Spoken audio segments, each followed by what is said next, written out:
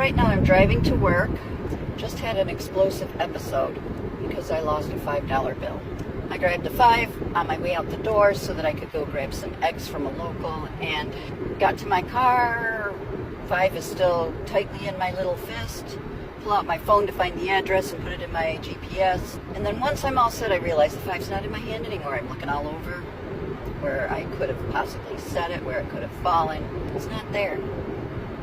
Got out of the car saying all kinds of beautiful sailor words so loudly that my house is 100 feet back, and my husband came out of the house saying, "Are you okay? Did you get hit by someone?" or all of that.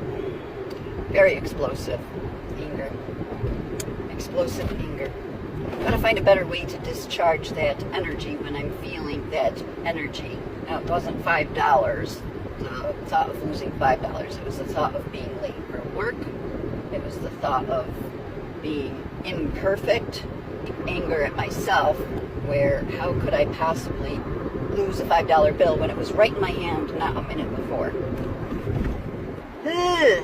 What else? How I'm processing.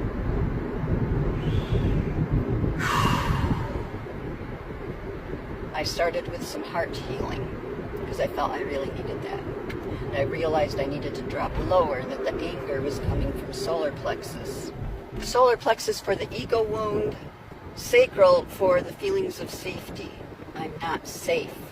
Now, I'm 100% perfectly safe, but I've had these feelings of not safe that get triggered by losing money, losing my mind, losing brain cells, and a primal fear of unsafe, which would indicate root chakra. And I know I've been very ungrounded. I've been dissociating a lot more recently. By recently, I mean in the past year. So I've done a lot of work on myself. And I still have a long way to go. And it's okay to admit that. And if we didn't have something to work on ourselves, our lives would probably be over, because we came here to work on ourselves. And when we're finished, we're finished.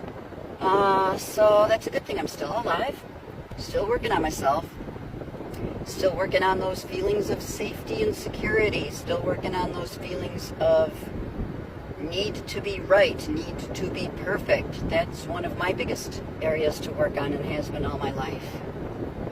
Anyway, what I'd like to say is it's okay to admit your faults. It's a good thing to admit your faults, because naming them is the first step in releasing them.